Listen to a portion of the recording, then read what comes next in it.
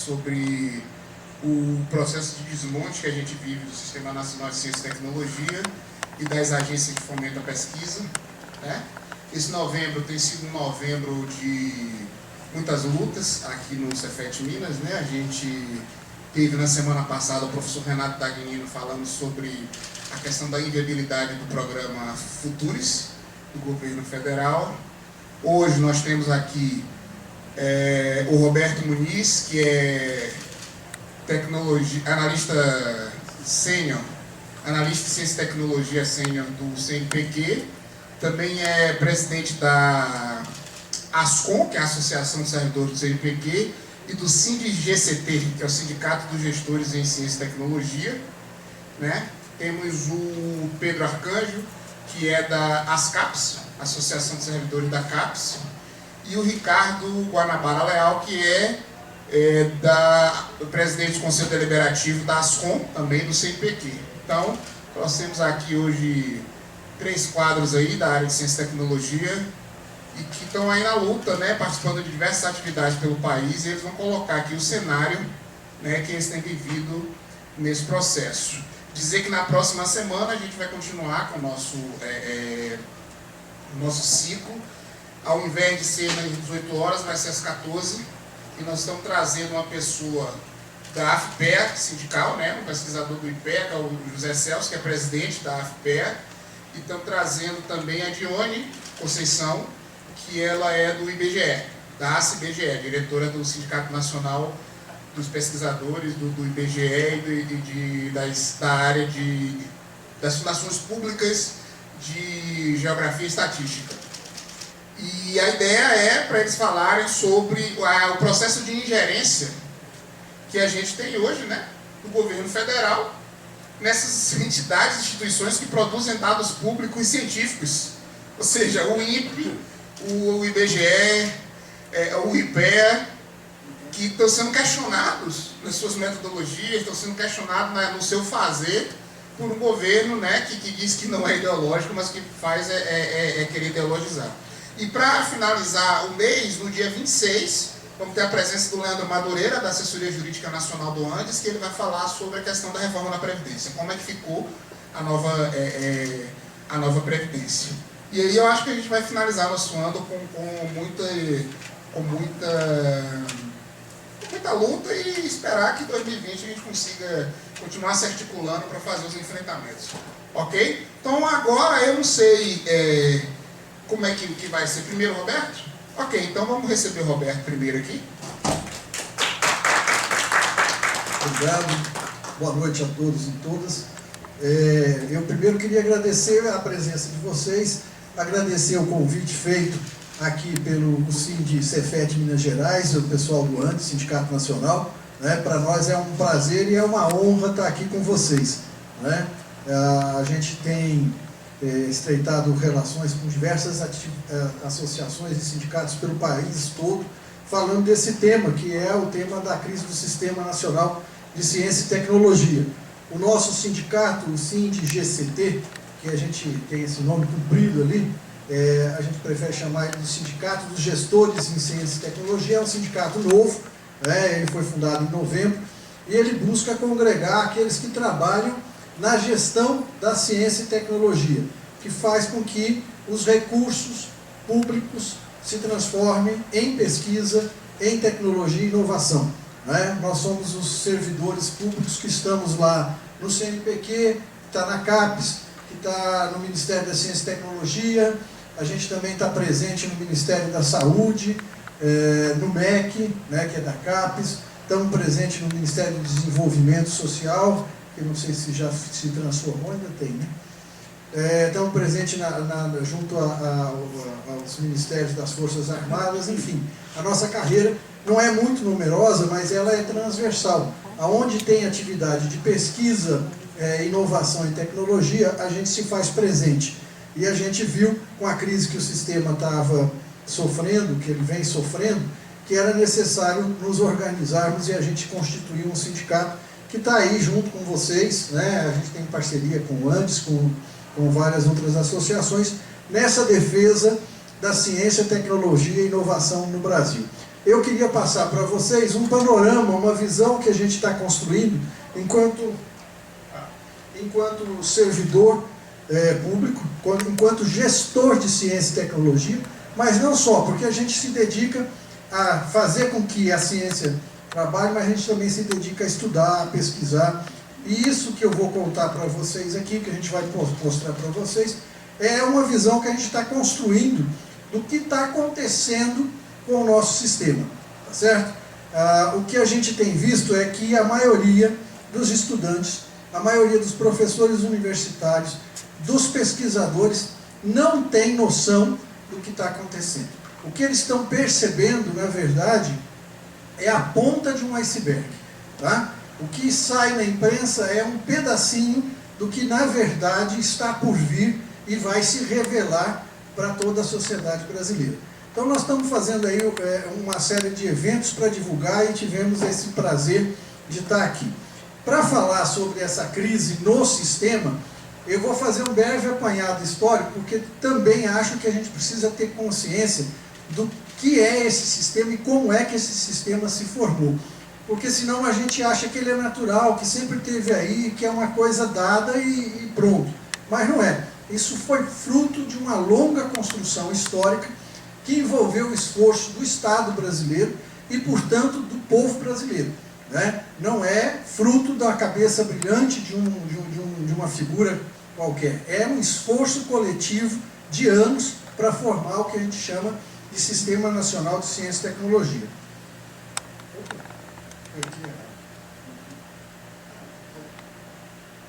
Então, a primeira coisa que eu queria falar para vocês é esse desenvolvimento e institucionalização da ciência e tecnologia.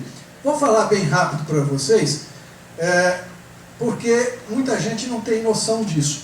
Ciência e tecnologia não é uma coisa que aparece de hoje, né? E ela não começa aqui no Brasil. Ela começa lá na Europa. A ciência começa a se desenvolver com o fim da Idade Média, a gente vai ter o Renascimento, e essa natureza de fazer pesquisa, produzir conhecimento, ela vai se transformando ao longo do tempo. Então, antes você tinha lá um sujeito que era o filósofo da natureza. Ele não tinha uma formação especializada. O melhor tipo para vocês entenderem o que era esse filósofo da natureza é Leonardo da Vinci. Leonardo da Vinci fazia de tudo. Ele era artista, ele era tecnólogo e ele era cientista, certo? Ele filosofava, ou seja, pensava, tentava entender a natureza. E a natureza era tudo, certo? Então a gente teve como primeiro a atividade, como primeiras pessoas a se dedicar à ciência e tecnologia, chamados filósofos da natureza. Esses mais tarde é que se transformaram na figura que hoje a gente tem de cientista. Mas esse cientista sozinho, ele começa a fazer o seu trabalho e esse trabalho com o tempo começa a se desenvolver. Deixa de ser o filósofo da natureza, passa a ser um cientista, aí já tem um caráter profissional, tá certo? Então ele faz pesquisa individual diletante e mais tarde essa pesquisa que era individual, porque ele gostava, porque ele era curioso, vira uma coisa de laboratórios e institutos, já não é mais diletante. Aí a gente tem uma outra figura que é interessante para ser exemplo disso, que é o casal Pierre e Marie Curie, né? Eles tinham o seu laboratório, para vocês entenderem, essa mulher ganhou 2 prêmios Nobel. 2 prêmios Nobel. Como é que era o laboratório dela? O laboratório dela era no fundo de casa, mantido por ela e pelo Pierre. Ela carregava os minérios para fazer a separação, para entender a radiação. E fazia, não é porque ela ganhava muito dinheiro, nunca ganhou muito dinheiro. Ao contrário, ela tinha uma paixão por isso ali. Ela construiu o seu laboratório. Esse tipo de pesquisador não existe mais. Nós vamos ver que depois o cientista, pesquisador, hoje é muito difícil a gente achar ele sozinho e ele fazendo só porque, bom, é uma coisa diletante. Não, ele passa a ser um pesquisador, um cientista, ele forma grupos e hoje atua em redes. Você já não vai encontrar aquele sujeito que, tipo Newton, que cai a maçã na cabeça dele, ou tipo professor Pardal, que faz isso porque tem que fazer, porque gosta de fazer. Isso não estou dizendo para vocês que fazer ciência não envolve gostar de fazer ciência, mas ela é uma atividade que começa a ser profissionalizada, que é o último lado. Deixa de haver ciência amadora e espontânea e passa a ter um apoio institucional planejado. Como é que os cientistas e a atividade vai se organizando ao longo do tempo? Primeiras formas de organização de quem fazia pesquisa, quem fazia ciência, são as academias de ciência. Essa é a primeira forma. Juntar quem faz pesquisa. Os filósofos da natureza, as academias eram independentes de área. É a primeira forma que a gente tem. Depois, a ciência começa a se ramificar. Você não tem mais filósofo da natureza, você tem o biólogo, você tem o botânico, você tem o físico, você tem o químico, e eles começam a se organizar criando sociedades científicas. Essas sociedades começam a bancar institutos. O governo, para responder certas demandas, cria um instituto de pesquisa, os pesquisadores começam a ter um local próprio para trabalhar. Começam a surgir laboratórios, não mais aquele laboratório de fundo de quintal, a gente passa a ter laboratórios públicos e privados, começam a aparecer fundações, que vão ser públicas ou privadas para subsidiar o trabalho da pesquisa da ciência, porque ela ganha relevância social, ela ganha importância econômica, e aí você começa a ter isso. E modernamente surgem, isso é uma coisa do nosso século passado, eu ia falar do nosso século XX, mas já mudando, mas ela surge lá como agências para financiar essa atividade de ciência e tecnologia. E por último, nós temos então a ciência sendo alçada à condição de políticas de Estado. Quando a gente tem um ministério, fica claro isso. Por que a gente tem Ministério de Ciência e Tecnologia? Porque o governo, o Estado, entendeu que essa é uma atividade que ele precisa ter uma interferência para que ela possa acontecer e se desenvolver. Primeiras universidades, porque a ciência e tecnologia está muito ligada na produção do conhecimento, mas também na formação das pessoas. Vejam lá, só para vocês verem que isso é uma atividade antiquíssima. A primeira universidade que se tem notícia é a de Bolonha, 1158. Ela é um marco na organização do ensino superior, na formação de profissionais. E depois, mais tarde, eu termino o ranking ali, você tem as inglesas, a de Paris, a Salamanca na Espanha, e por último eu marquei ali a Universidade de Berlim. Ela é um marco importante em 1810. Por que é um marco importante? Porque aí surge a ideia da universidade moderna, a universidade contemporânea. Qual seja, aquela universidade que faz ensino, pesquisa e extensão. Que esses três elementos são indissociáveis. Essa ideia nasce lá em 1810. Primeiras instituições de apoio à ciência. Todo aquele processo de desenvolvimento da ciência levou a que se criasse sociedades, centros, academias que vão apoiar o fazer ciência. A primeira que a gente tem notícia é a Real Sociedade de Londres, 1660, que começa a patrocinar, pagar, financiar a ciência. E depois vocês vão ver nas próximas. Você tem franceses ali. Na América, a primeira é a Academia Americana de Artes e Ciências, 1780, lá nos Estados Unidos. E depois vocês vão ver, tem ali a italiana. Chama a atenção aqui duas que eu queria chamar para vocês observarem melhor. Ali, em 1831, os ingleses fundam o que é a SPBC deles, que, aliás, nós é que viemos depois. É a Sociedade para o Progresso da Ciência do Reino Unido. E logo em seguida, nos Estados Unidos, eles formam a mesma coisa, Associação para o Progresso da Ciência, em 1848. Veja quanto tempo já existiam essas instituições e depois a gente vai dar uma comparada aqui com os nossos dados. As primeiras universidades na América, chamam a atenção as datas lá da América Espanhola, a primeira já logo lá no início da descoberta da América, a Universidade de São Lima, 1538, depois você tem a São Marco de Lima, 1551, Córdoba na Argentina, 1621, ali começam a aparecer as universidades norte-americanas, Harvard, Yale, e por fim eu coloquei a Universidade de São Paulo, porque é a primeira, não é a primeira no Brasil, mas é a primeira que vai ter aquela visão da Universidade de Berlim, em que vai associar ensino, pesquisa e extensão. Certo? Antes nós tínhamos um agrupamento de faculdades isoladas que se chamavam universidade. Foi o caso da Universidade do Brasil, que deu origem à UFRJ, né? Mas na verdade ela ainda não tinha esse caráter da universidade moderna. A primeira mesmo do Brasil a ter esse caráter era a Universidade de São Paulo, a USP, 1934. A Universidade do Brasil ainda foi feita para dar um Isso. belga, né? É. Rei da Bélgica. Não era meio assim, uma coisa muito para desenvolver mesmo a ciência e o conhecimento do país, não. Bom, aqui eu fiz esse quadrozinho para vocês verem também em termos temporais como é que a gente andou na organização dos pesquisadores e dos cientistas. Então a primeira Academia de Ciências da América foi de Cuba, olha lá, 1826.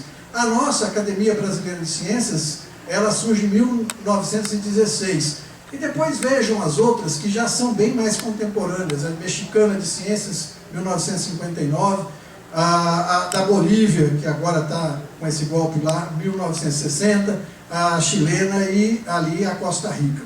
Esses são datas só para a gente ter presente como é que chegou o desenvolvimento da ciência e tecnologia na América de forma tardia, tá certo? Que o Instituto da Colonização nos privou durante séculos e séculos da possibilidade de fazer ciência e tecnologia. Veja, aqui são os principais organismos de fazer ciência e tecnologia. Lembram lá das datas, lá quando começou na Inglaterra, na França, o Conselho Francês de Ciência e Tecnologia? Aqui, na América, começa com o Brasil. Nós fomos pioneiros na constituição de um conselho para apoiar a ciência e tecnologia. 1951, está lá o CNPq. Só depois, em 1958, é que vai surgir um parecido, né, com a mesma ideia, na Argentina, que é o CONICET. Mas veja que o grosso dos países na América, eles criam os seus organismos a partir de 90. Década de 90. Enquanto que nós estávamos vendo, tinham organizações de 1.600, 1.700, nós começamos a ter um apoio institucional na América Latina a partir daí. Vocês vão encontrar ali na década de 80 a criação do MCT, né, que é o Ministério de Ciência e Tecnologia, que o Brasil também foi pioneiro, é o primeiro país da América Latina a criar um Ministério de Ciência e Tecnologia. Tá? Isso demonstra esse esforço que o brasileiro, que o Estado brasileiro foi fazendo para criar o seu sistema. E hoje nós temos um sistema, tá certo? Nós podemos dizer que nós temos um sistema. Alguns países não têm, gente. Pode parecer absurdo, em pleno século XXI, nós falarmos em país que não tem sistema de CT. Não tem. Até pouco tempo atrás, por exemplo, Angola e Moçambique não tinham. Se não fosse o apoio do governo brasileiro, no governo Lula, e um pedaço do governo Dilma, Moçambique e Cuba não tinham, Moçambique e Angola não tinham feito, ou começado a estruturar o seu sistema. Isso, final, né, início do século XXI. Nós temos. E quais foram os grandes objetivos da criação desse sistema? Aquelas duas coisas que eu coloquei ali. Esse sistema foi construído ao longo dos anos, são mais de 68 anos construindo isso aí, com o objetivo de ter ciência e tecnologia para o desenvolvimento, ciência e tecnologia para a autonomia e soberania nacional. Enquanto o Estado brasileiro pôde, ele construiu uma série de instituições, eu vou mostrar para vocês, buscando aquilo lá, que a ciência e tecnologia fosse útil para o desenvolvimento brasileiro e que ela possibilitasse autonomia e soberania nacional. Mais tarde a gente agregou aquela segunda frase ali, que é ciência e tecnologia para o bem-estar e inclusão social. Não bastava para o desenvolvimento, porque o desenvolvimento é muito amplo. E muita gente entendia esse desenvolvimento apenas como desenvolvimento econômico. Então passou-se a também incluir a ciência e tecnologia para o bem-estar. E num país tão desigual quanto é o nosso, ela precisa estar trabalhando para a inclusão social. É isso que durante 68 anos, mais ou menos, a gente vem perseguindo na montagem de uma estrutura de fazer ciência, tecnologia e inovação. Tá? Aqui tem um esquema que mostra o nosso sistema. E vejam que ele é bastante complexo. A gente separou ali, tem a esfera política, as agências e quem faz a produção. Né? As agências estão lá, vocês conhecem, o CNPq, que é de 51, a CAPES, que também é de 51, né? Depois tem FINEP, BNDES e as FAPES, as Fundações de Amparo à Pesquisa. Essas são quem organizam o fomento, que vão mandar os recursos para que se possa criar ciência e tecnologia. Lá em cima o Poder Executivo, o Poder Legislativo, todo mundo fazendo parte, e aqui embaixo a grande parte de vocês que fazem parte dos quem de fato estão operacionalizando o sistema. As universidades, os institutos federais, né, as instituições de CT, os laboratórios, parques, institutos de pesquisa estão ali. Esse complexo, ele funciona como uma engrenagem, são várias engrenagens. Qualquer falha numa dessas engrenagens começa a afetar o sistema como um todo. E ele só funciona da forma como funciona porque ele é concebido e ele está preparado para funcionar como sistema. E ele deu certo, de certa maneira. Ele trouxe alguns logros para o Brasil. Não são os melhores, não vou dizer que não tem problema no nosso sistema, vocês sabem que tem. Mas alguma coisa de bom ele produziu. Vejam o crescimento do dispêndio nacional em CT. Ele foi ascendente até mais ou menos 2015, 2016, ele foi crescendo. O governo, o Estado, investiu em ciência e tecnologia nesse sistema como um todo. Veja que nós chegamos lá, ali, o verdinho é o total, né, entre o público e o empresarial, a 1,70 em relação ao produto interno bruto. Isso aqui, perfeito, obrigado, Nathalie. Então vocês veem que aqui a gente atingiu esse índice. É muito, mas ainda está devendo bastante. Tem a maioria dos países desenvolvidos ou em desenvolvimento, agora nós estamos tendo a reunião dos BRICS lá em Brasília, eles estão trabalhando com 2 e pouco, a China já está com quase 2,5, então vocês veem que muita gente investe muito mais pesado do que nós. Mas isso é uma conquista desse sistema, né? Aqui também para vocês compararem, né, para vocês verem o resultado que isso dá. A gente pegou aqui 96 e 2016. Isso é o ranking do Brasil em relação à produção de conhecimento, artigos publicados, certo? Então lá em 96 a gente ocupava a 21ª posição, hoje a gente está ocupando a 14ª. Tem alguns rankings que já nos colocaram em 13º, mas nós preferimos esse aqui, 14º está muito bom. Muita gente diz assim, mas produzir artigo, ficar escrevendo artigo, que significado tem isso, para quê? Ora, primeiro é o seguinte, não existe pesquisa se você não faz a divulgação. Não vai existir conhecimento que não se divulga. Se eu descubro alguma coisa, guardo para mim, não serviu para nada. Não tem sentido, né? Então hoje fazer ciência significa ter que publicar. E o artigo é conhecimento. E aqui nós não estamos falando de qualquer artigo, são artigos indexados internacionalmente. Então cada paper desse, na verdade, é produção de conhecimento. Se esse conhecimento está sendo utilizado ou não é outra discussão, mas nós estamos produzindo. E produzindo pouco? Não, né? A gente está, olha aqui, quem está acima de nós. Olha lá onde está o Brasil. É aqui o Brasil, 15º nesse ranking aqui, e olha só quem está acima, né? Então, nós não produzimos pouco. Nós estamos nesse sistema produzindo conhecimento, alcançando países bastante competitivos no mundo todo. Vocês veem aí que ainda existe uma diferença muito grande nossa para os Estados Unidos. Veja a produção americana, veja a produção chinesa, que lá na década de 90 era menor do que a nossa produção, né? Vejam a produção aqui, deixa eu ver se tem aqui não apareceu da Coreia, mas depois eu vou mostrar para vocês. Enfim, está aqui, né? 12º, está aqui a Coreia, isso, está aqui, né? Que também saiu bem atrás de nós na década de 80 e hoje ela já produz mais do que nós, certo? Então, isso só para mostrar que o sistema, ele apesar de tudo, funciona. E ele conta não só com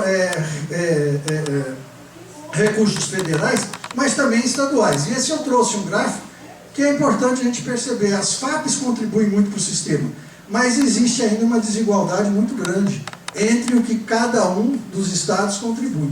Olha aqui, ó, do total que os estados, os entes da federação contribuem, São Paulo fica com 58%. É impressionante a quantidade que São Paulo põe de recurso no sistema deles. Óbvio, depois a gente fala assim, ah, mas São Paulo, olha lá, agora vocês que estão aqui, nós que estamos aqui, olha como Minas Gerais está com pouco recurso.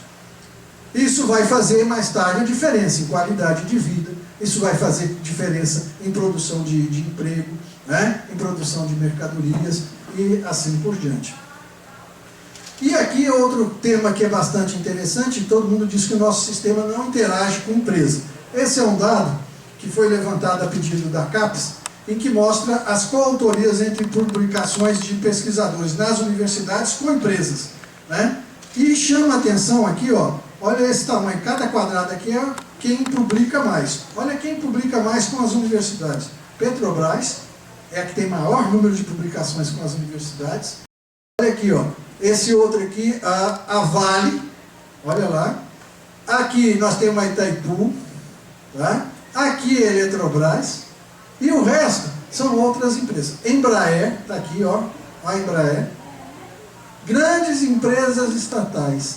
E elas se tornaram grandes empresas por quê? Porque investiram em ciência e tecnologia. Olha aqui, olha onde está refletido o esforço da Petrobras em desenvolver a prospecção de petróleo em águas profundas. Todo mundo fica falando que ciência e tecnologia no Brasil não dá resultado, está aqui, ó. Agora, o que que acontece? Acontece que as outras todas, ó, Novartis, Pfizer, Roche, olha lá, Monsanto, né? Cadê as empresas nacionais? O Dagnino falou isso para vocês. Cadê as empresas nacionais? Essas aqui não são, da Merck, Eriscom. Cadê? Aonde é que elas estão? Né? Pois é. Né? Cadê o setor privado? Né? Todo mundo fica falando que nós temos que ter aquele tripé, a tríplice hélice, né? Que é uma coisa, né, fabulosa. Tá, é ótimo. Mas aqui, o que, que a gente está vendo que está impulsionando? Opa,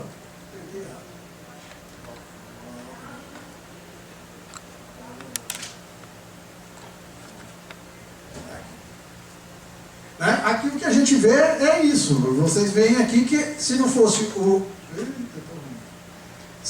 o Estado, a gente não tinha colaboração para transformar esse estoque de conhecimento em tecnologia e benefício social. Tá?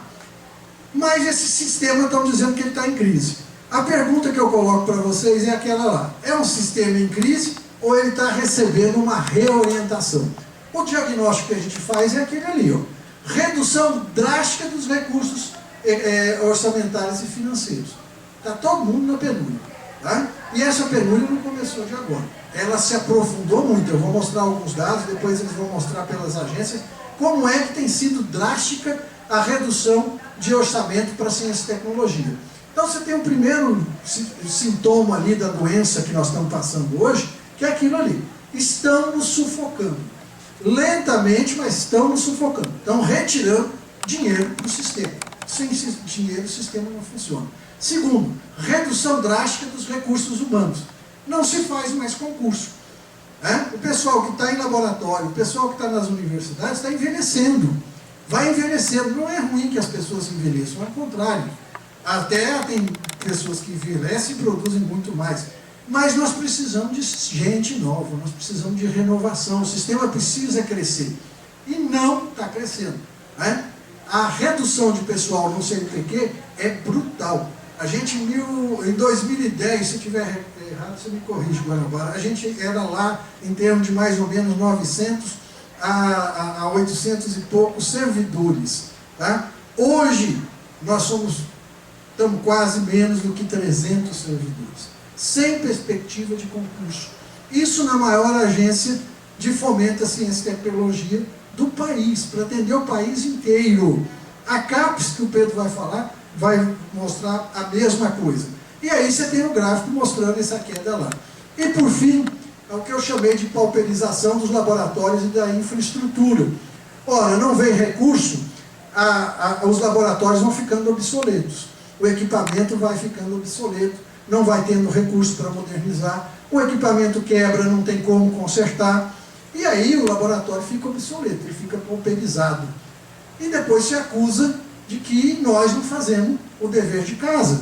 Ué, como é que vocês estão aqui no Cefet e não produz tecnologia e inovação? Não é um centro de pesquisa tecnológica e inovação? Ué, vocês não tem dinheiro, não tem gente, e o laboratório está sendo pauperizado, não tem gente para produzir. Não é isso? Então a gente está vendo que muito mais do que uma crise do sistema, o sistema está sofrendo de maneira forçosa uma reorientação. E é isso que eu queria mostrar para vocês, que é importante a gente entender. Tá? Não é porque o sistema não funciona, ele funciona. Precisa melhorar? Precisa. Mas o que está acontecendo hoje não é por conta dos problemas do sistema, é porque ele está sendo reorientado. Tá? E aí, para mostrar para vocês essa questão da reorientação, eu trouxe isso aqui que está aí, é um apanhado da proposta de governo do Bolsonaro. Tá? Ele lançou isso aqui durante a campanha presidencial, que a gente não prestou atenção. Né?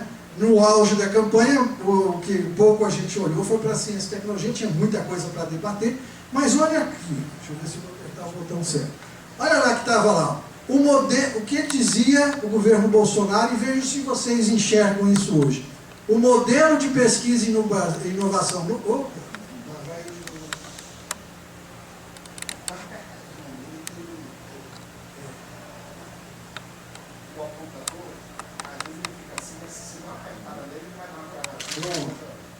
Então, não, o modelo de pesquisa e inovação no Brasil está esgotado. Esse é o diagnóstico desse governo que está aí. Está esgotado. Modelo de pesquisa e inovação. A estratégia centralizada, organizada por Brasília e centrada em recursos públicos, esse para ele é o principal defeito. Certo? Isso é que está esgotado para ele. E o que ele está querendo colocar no lugar? Fomento de hubs tecnológicos, nos quais a universidade se alinham à iniciativa privada para transformar ideias em produtos. Olha o futuro disso aí. Já estava lá no programa dele. O que ele está querendo dizer? Nós não temos que ficar financiando pesquisa com recurso público. A pesquisa tem que ser feita através de hubs tecnológicos. Não é ciência, é tecnologia. Eles estão falando em produto. Né? É isso que eles estão querendo. Criar um ambiente favorável do empreendedorismo no Brasil. Documento defende que o campo da ciência deve ser estéril. Aquela questão da ideologia. Não dá para ficar apoiando as ciências humanas, porque ela não faz ciência, ela faz ideologia. Então, está lá. E por fim, aqui, importação de equipamentos para migração para a indústria 4.0, requalificação da mão de obra para a tecnologia de ponta e apoio a startups. É isso que eles pensam que é fazer ciência. Não é mais fazer ciência para toda a população. Não é mais fazer ciência para a gente ter autonomia e soberania nacional. Não é desenvolver conhecimento que vai responder a problemas brasileiros. Não. É gerar tecnologia para a iniciativa privada transformar as ideias em produto. É isso.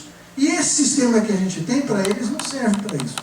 É muito grande, está financiando várias coisas que para eles não tem valor. Por isso, redução de orçamento.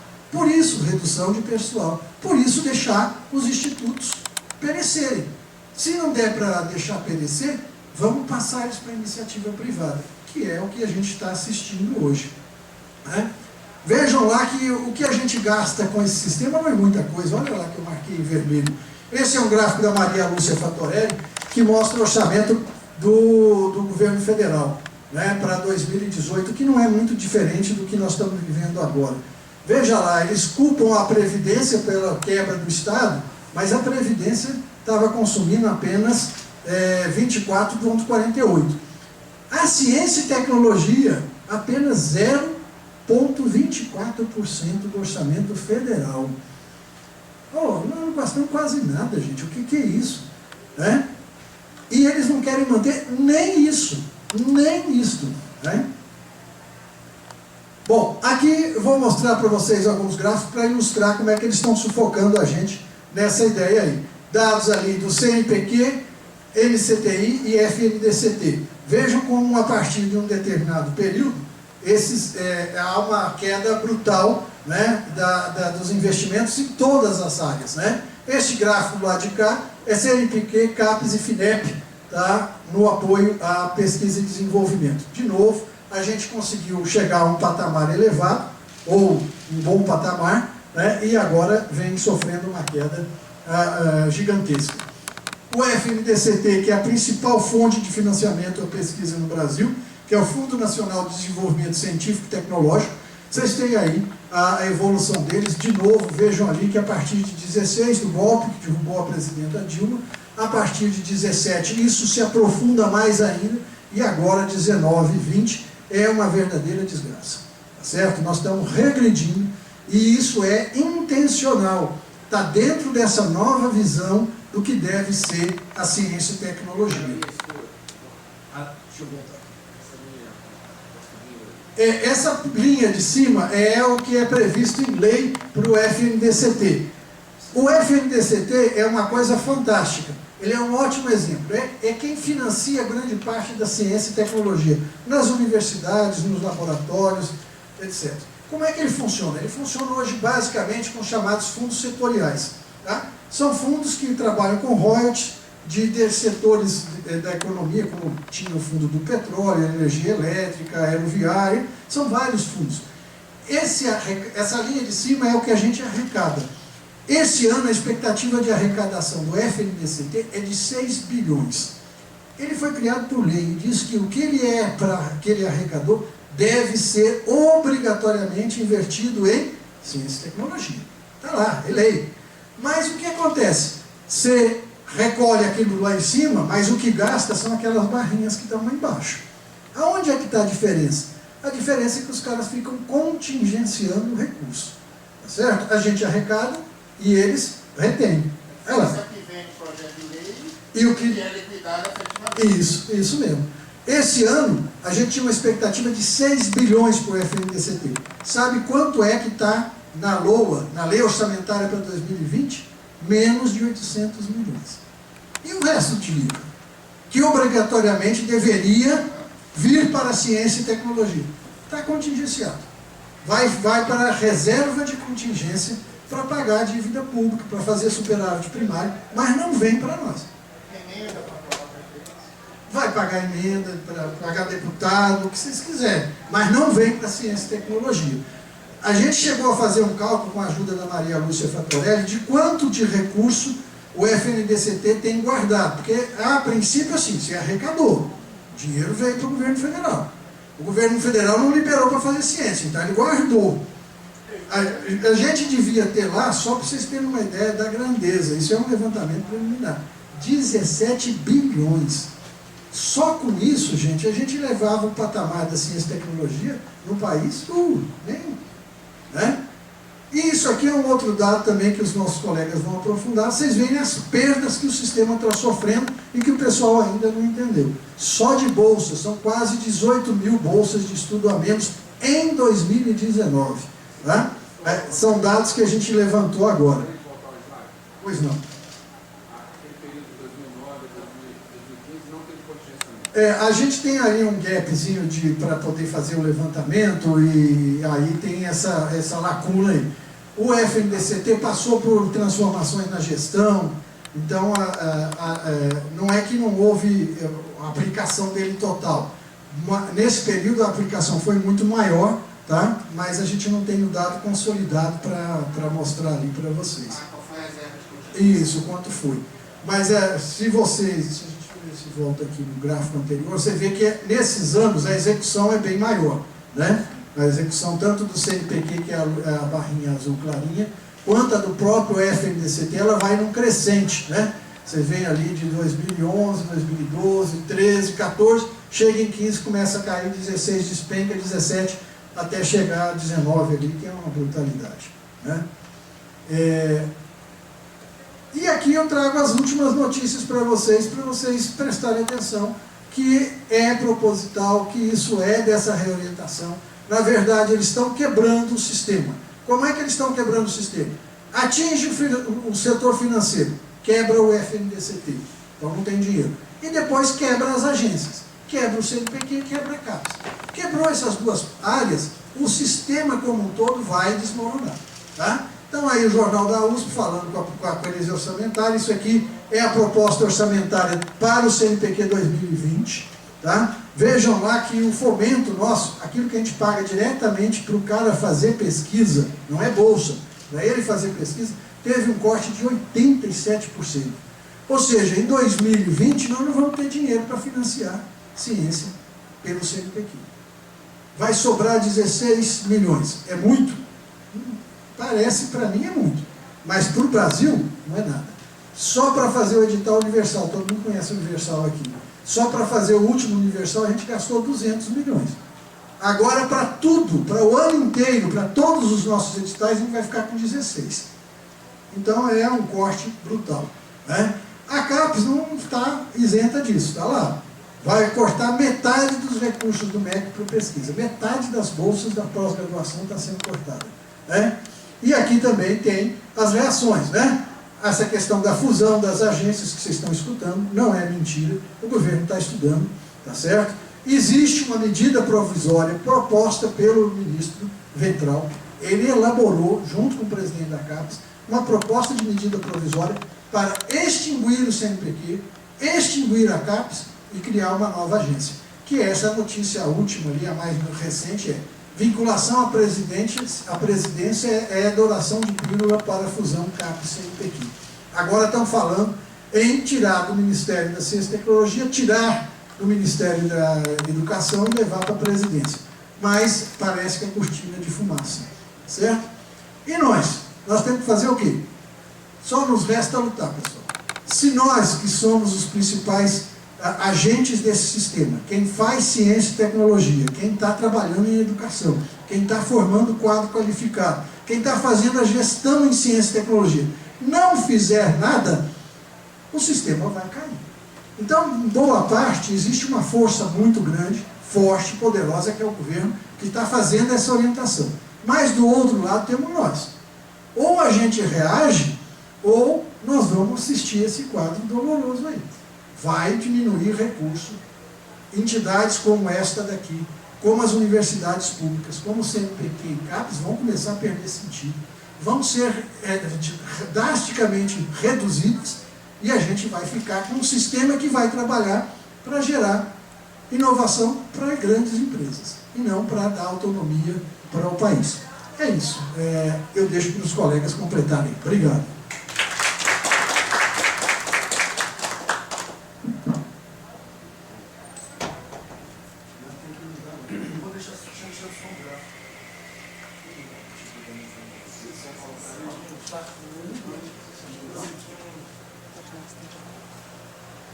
Um papelzinho bem, tudo bem, gente? Olá, boa noite. Meu nome é Pedro, sou servidor da CAPES há um pouco mais de uma década, sou presidente da Associação de Servidores da CAPES também. Estou aqui na função de continuar as más notícias, infelizmente. Gostaria de ter boas notícias para contar e repassar para vocês, mas infelizmente não é esse o caso do cenário que estamos vivendo, não é esse o caso do Brasil que estamos vivendo, me parece, né? Então, ao mesmo tempo, o desafio me parece como que a gente conta tantas más notícias e ao mesmo tempo não se paralisa por esse medo, né? Não se paralisa por essa tempestade de notícias ruins. É como que a gente transforma essas notícias ruins em força para lutar, em força para agir, em movimento, né? Então, nesse sentido, primeiro, eu queria agradecer bastante a organização, o sindicato Andes Nacional, Sindicefet e MGEL. É um prazer estar aqui. Queria agradecer vocês em duplo sentido. Primeiro porque me parece que é importante que haja entre nós uma compreensão de quem somos, que fazemos esse sistema. O Roberto explicou tanto e falou tanto sobre o que é o Sistema Nacional de Ciência e Tecnologia, mas é preciso que a gente então veja, se conheça, se apresente, e que o Sistema Nacional e que a ciência e a tecnologia no Brasil não fique apenas como uma coisa abstrata, mas sim que nós somos pessoas, nós somos servidores públicos, temos professores, temos alunos, temos pesquisadores, temos tecnólogos, temos gestores, e toda essa diferente fauna compõe esse sistema, e todas essas partes precisam falar, dialogar e se comunicar para que isso aconteça. Então, nesse sentido, eu agradeço bastante para que a gente possa se revelar. Muitas vezes eu acho que quem trabalha nessas agências de fomento, como na CAPES, CNPq, nós ficamos invisibilizados como sendo pura burocracia, como sendo mera burocracia, como sendo mero operadores, né, de um certo mecanismo do qual nós nem pensamos e refletimos. Muito do esforço que o Roberto e o Guanabara já têm feito nos últimos anos, eu tenho me juntado com eles de uns tempos para cá, tem em perceber isso, e nós nos apresentarmos como cabeças pensantes desse sistema. Não somos apenas operadores, burocratas, batedores de carimbo, né? Mas também queremos pensar os sistemas, queremos participar, e se há críticas, se há problemas, que devemos melhorar, não destruí-los, né? Enfim, deixa eu colocar o meu cronômetro para... Eu tenho mania de falar demais, gente, então tenho um problema que posso acabar passando do tempo, que não quero cometer essa falta de gentileza, mas enfim. Então o primeiro agradecimento vai nesse sentido, de nós compreendermos quem são os atores do sistema de CIP, e o segundo agradecimento vai no sentido de que me parece que cada vez que a gente gere, mesmo que seja com pouca gente ou com muita gente, nós precisamos criar espaços de troca de conhecimento e nós precisamos criar espaços de troca de diálogo. A tônica desse governo que está aí é exatamente o contrário. Eles não gostam do conhecimento, eles não gostam, né? Não é à toa que tem terraplanistas ali e tudo mais, né? Eles não são um governo que valorizam o diálogo. Então entre nós, eu acho que é muito importante que nós valorizemos o espaço de conhecimento, o espaço de diálogo, o espaço de troca como esse hoje. Então, nesse sentido, eu agradeço bastante, muito obrigado, Cefet, Minas Gerais, é um prazer estar aqui. Bem, a situação na CAPES é periclitante, a situação na CAPES é terrível, a situação na CAPES, eu queria ter mais adjetivos para poder descrever para vocês o quão ruim está a situação ali. Agora, tem uma coisa que é muito curiosa, me parece, e muito sui generis, da situação da CAPES e que afeta todos nós. Aqui, pelo que eu entendi no Cefet, são 12 cursos de pós-graduação recomendados pela CAPES, né? Pelo que eu pude pesquisar antes, não tenho certeza se é isso, mas é um pouco mais de uma... Não é isso? Eu acho que são 12 cursos cursos entre mestrado e doutorado, né? Um pouco mais de uma meia dúzia de programas de pós-graduação. Nessa semana, ontem, num seminário do portal de periódicos da CAPES, uma espécie de biblioteca virtual, vocês devem conhecer e acessar os periódicos da CAPES, um diretor da CAPES veio com a boa notícia de que ontem, dia 11 de novembro, havia sido liberado os recursos que estavam contingenciados para que se pudesse pagar as contas desse ano de 2019. Então significa que a CAPES, assim como o CNPq, estava até agora sem dinheiro para pagar as suas contas básicas desse ano. A gente estava discutindo o orçamento do ano que vem, mas a verdade era que numa estratégia de muito silêncio, que por um visto deu certo, a CAPES estava sem dinheiro para pagar. E agora está numa correria danada, veio com essa falsa boa notícia, porque faz parte um pouco também da estratégia deles, né? De como que eles apresentam as más notícias, né? Então, o CNPq estava com os recursos, sem recurso para completar esse ano. E vocês devem ter ficado sabendo disso. Teve uma comoção nacional, faltavam um pouco mais de 300 milhões, no caso do CNPq, para completar o orçamento desse ano.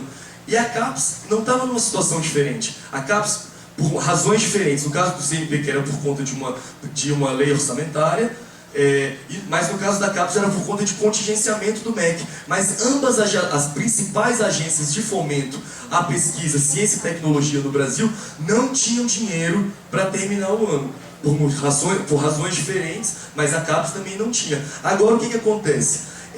Os técnicos da CAPES têm que correr para acelerar e fazer um monte de programas. Vocês podem ver que nos próximos dias vai sair um monte de coisa. Tem até programa para sair de óleo nas praias, não sei o que. Vai sair um monte de coisa para tentar executar o máximo possível, porque você tem que ter aquele grau de execução máximo. Só que o que acontece quando você não executa? Volta. E aí o que acontece? Para quem que eles vão jogar a culpa da falta de execução da CAPES? Nas universidades, nos institutos que não foram capazes. Olha aí, o recurso tinha, mas eles não foram capazes tá vendo? Olha a incompetência universitária. Então assim, o que me parece que é importante, que eu queria trazer de principal para vocês nessa noite de hoje, é que há uma razão pela qual, me parece, isso são teses nossas enquanto trabalhadores da CAPES, tá, gente? Trago a vocês de coração aberto. Enquanto no CNPq houve uma comoção da comunidade científica por essa situação dramática, a CAPES passava pela mesma situação dramática, mas isso não se apresentou à comunidade acadêmica, à comunidade de pesquisadores, de professores da mesma forma. Por quê? Por causa dos ministros. Os ministros e os presidentes de cada uma das coordenações resolveram ter táticas diferentes diante desse cenário. Enquanto Marcos Pontes, o astronauta, né, que enquanto, não sei se estava aqui ou na Lua, mas ele se posa quase como uma vítima do Ministério da Economia, ele se coloca quase como se, né, eu estou do lado de vocês, pesquisadores, eu estou junto com vocês aqui, mas infelizmente olha como o Ministério da Economia é opaco, infelizmente olha como eles têm esses planos malignos e tal. Eu, por mim, adoraria dar a bolsa do CNPq, eu adoraria que o Roberto, sabe, ele fala quase dessa forma, nós o vimos falando algumas vezes na Câmara dos Deputados, nesses termos quase, né? E o presidente da CAPES não, o presidente da CAPES ele se coloca como um puro operador do processo. E ele fala isso com todas as letras. Ele defende isso como um valor, na verdade.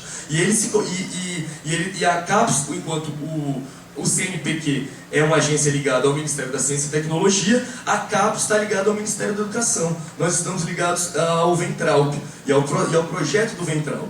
Então, todas as soluções e todo o cenário, olha esse cenário, gente. Olha essa linha aqui da CAPES. Como que você explica essa linha graficamente, a não ser um desmonte, a não ser uma destruição? Nós estamos falando de políticas que envolvem médio, que envolvem longo prazo. Nós estamos falando de planos plurianuais. O Plano Nacional de Pós-Graduação são 10 anos, o Plano Nacional de Educação são 10 anos. Então como que você pega um plano que envolve formação de pessoas para 10 anos, por doutores, nós temos que chegar a um número X de doutores, está nas nossas metas 14 e 15 do PNE. Como que você desmonta isso de um ano para o outro e você não quer chamar isso de destruição? A palavra é destruição, a palavra é desmonte. Só que o que aconteceu? O que tem acontecido? O que a gente tem percebido? Na CAPES, essa destruição, ela tem sido apresentada como soluções técnicas de gestão. Elas são, entendeu? Então, é isso que... E aí, me parece que então importante para nós, voltando ao que eu considero que é o meu ponto central, é que nós conseguimos, entre nós, criarmos argumentos para desmontar e apontar o que não é nada técnico, que é um projeto mesmo de desmonte apresentado como técnica. Então, a primeira coisa a se falar é isso. Eles vieram anunciar esse ano 8.000 bolsas de corte, né? Então, a primeira coisa é sobre contingenciamento. Nós estávamos contingenciados, nós estávamos numa situação tão ruim como o CNPq, mas calados, nada aconteceu, agora saiu, mas a situação é periclitante. A CAPES não tinha de recurso para pagar os seus bolsistas, inclusive bolsistas aqui do Cefet. Imagino que esses 12 programas tenham bolsistas de mestrado e doutorado, não havia dinheiro para isso. E aí o que eles fizeram quando chegou e a conta apertou? Não, nós vamos resolver na base da meritocracia, né? Essa palavrinha, né? Então, qual é a solução apresentada a partir do mérito, né? Uma solução técnica. Nós não estamos fazendo política. O que eles fazem? Nós vamos cortar dos cursos de nota mais baixa. A CAPES faz uma avaliação, como vocês devem saber, que antes acontece desde 1976, ela era uma avaliação anual. Com o passar do tempo e o crescimento do sistema, ela passou a ser trienal e mais recentemente ela passou a ser quadrienal, com uma avaliação de meio termo para fazer um balanço no meio desse ano. Os cursos recebem uma nota de 1 a 7, os cursos de nota 1 e 2 estão fora do sistema, e os cursos de nota 3 a 7 são cursos recomendados pela CAPES, os seus diplomas têm validade nacional, e eles passam, essa era uma coisa que sempre foi apontada, enquanto eu sempre tive na CAPES, desde que eu estou no começo lá, como algo sui generis da CAPES, que explicava o sucesso do processo avaliativo e do processo de fomento da CAPES. A CAPES existem muitas agências de fomento e muitas agências de avaliação ou de acreditação, como o pessoal fala aqui na América Latina, né, na América Espanhola, que dão nota para os cursos de pós-graduação, fazem avaliação dos cursos, ou outras agências que dão fomento. A CAPES, ela alinhou essas duas instâncias, ela alinhou avaliação e fomento. Então o curso, quanto mais bem avaliado, mais recurso ele recebe, e ao mesmo tempo, quando o curso entrava no sistema, ele recebia um enxoval o pessoal até usava essa expressão, um enxoval de bolsas novas, que é uma espécie de, olha, bem-vindo ao sistema, aqui tá, você vai entrar nisso daqui, você vai começar a receber esse apoio, e há um casamento entre avaliação e fomento, que é uma das explicações para os índices positivos que a ciência e que a produção científica brasileira alcançou nos anos recentes, né? 13º lugar no ranking de produção científica. Em outro momento de Brasil, nós poderíamos estar aqui criticando um bocado porque se esse ranking de produção científica é para valer mesmo, se ficar publicando em paper é uma coisa legal mesmo, quantitativismo versus qualitativo, mas enfim, me parece que esse é outro momento de Brasil. Ao menos a gente estava crescendo os nossos indicadores, estávamos ali em 13º, havia um desenvolvimento. O cenário que a gente vê hoje, eu acho que nem cabe, nem é o momento para a gente ter esse tipo de conversa. O fato é o seguinte, quando precisou o primeiro corte esse ano, foram 8 mil bolsas, do que a gente vai fazer? Nós vamos tirar os cursos nota 3 e nota 4, porque são os cursos de baixa qualidade. Esse discurso é uma pura falácia. O presidente da CAPES se prestar a esse tipo de discurso é de uma incompreensão da própria natureza da CAPES enquanto coordenadora do Sistema Nacional de Pós-Graduação.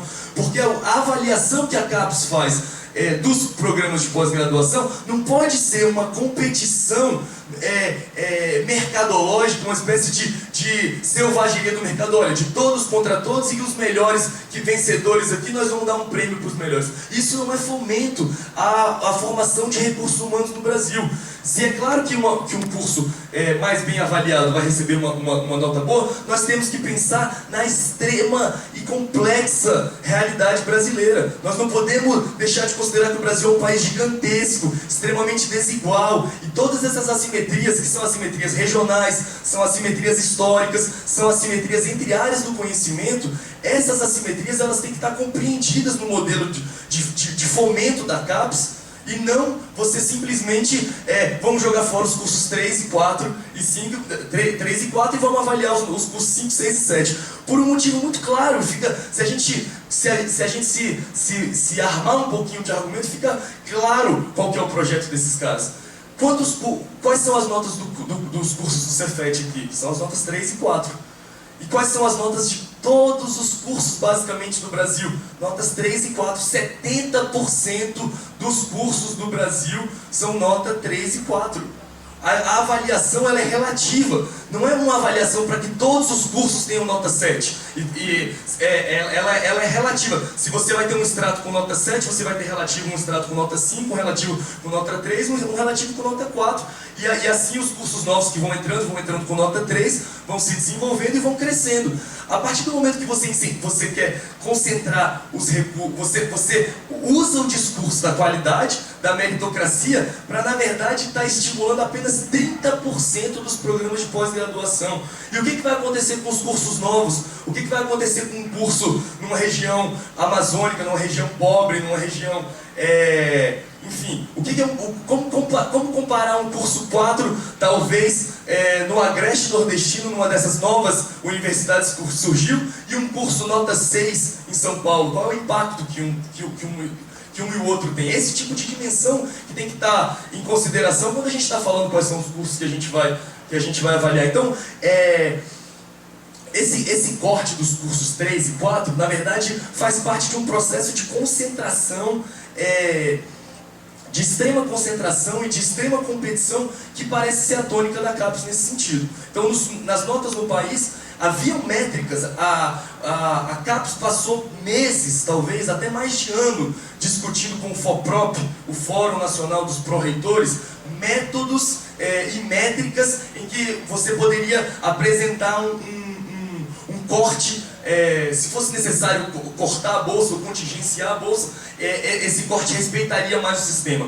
Eles fizeram uma métrica que você dividia por cada área do conhecimento, você dividia por as notas e você dividia esses cursos por quadrantes. Então vamos dizer que a média dos cursos nota 3 tinham 40 bolsas, nos cursos nota 4 tinham 50 bolsas, tinham 60 bolsas. Você pegava aquele curso que distorcia lá mais em cima e trazia ele para o quadrante mais em cima. E aí você equalizava todos os cursos em cada área. Havia uma métrica, havia uma inteligência pensada para isso. Pensando nas assimetrias regionais, pensando nas assimetrias de área. Qual é a tônica deles? Não, vamos cortar as notas 3 e 4, 70% dos cursos do Brasil. É isso que a gente tem que entender. Quando a gente está falando, quando a CAPES está dizendo para a gente que está incentivando a excelência, está incentivando os cursos nota 5, 6 e 7, ela está incentivando 30% dos cursos do sistema. E onde que estão esses cursos? Aqui no Sudeste. Minas Gerais é um estado que tem bastante curso nota 5, 6 e 7. Mas o São Paulo está super concentrado, mas não é a realidade para todo o Brasil. E o eixo das notas tem que ser pensado nesses termos. Outra falácia que nós temos que compreender bem, e é uma tática do Ventralbe que o Anderson, o presidente da CAPES, está conseguindo fazer muito bem. Eles cortam 10, oferecem 3 e vendem esse 3 como se fosse uma grande coisa, entendeu? Olha aqui, nós estamos oferecendo 3. Então esse é o cenário de hoje.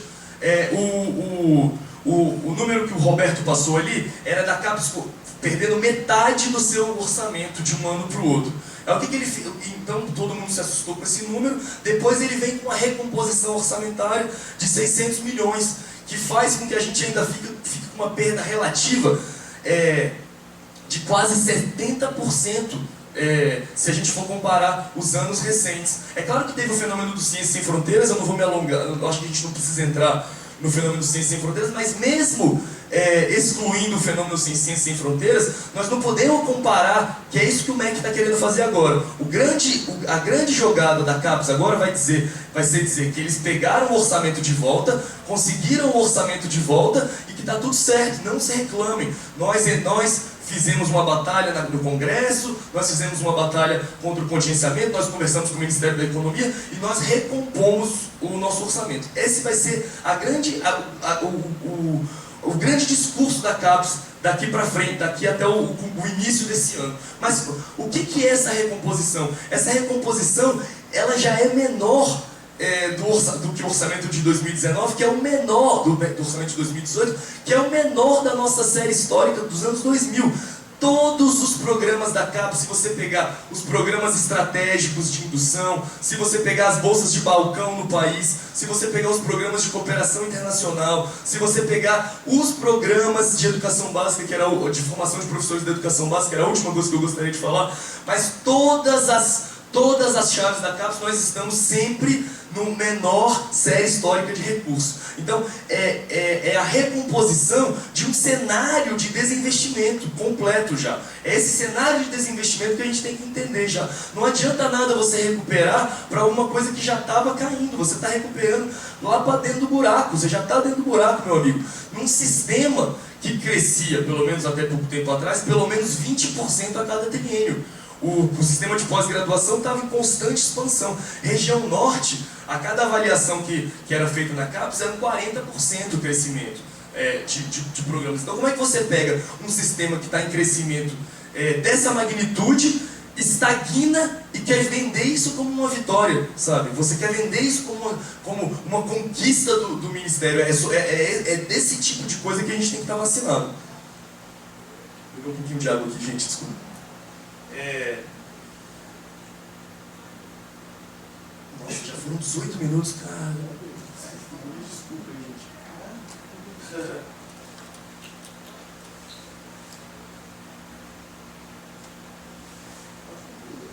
Vou concluir. Só queria falar mais duas coisas. Não, tranquilo. Sobre as bolsas, é importante que a gente saiba sobre a relação das bolsas no exterior.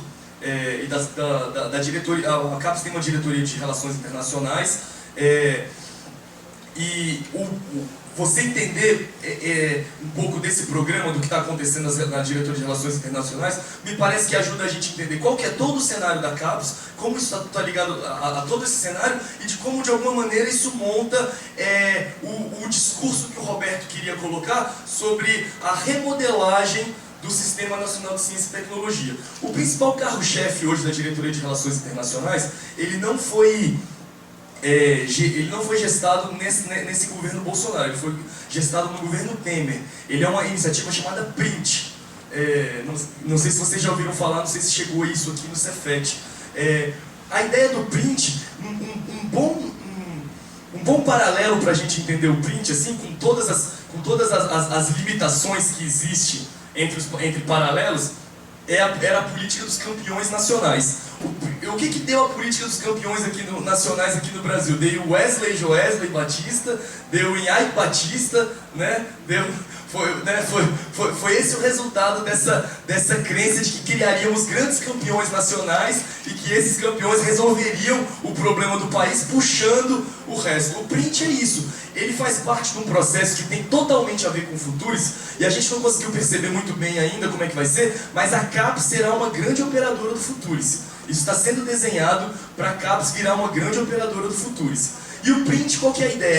É passar para a universidade...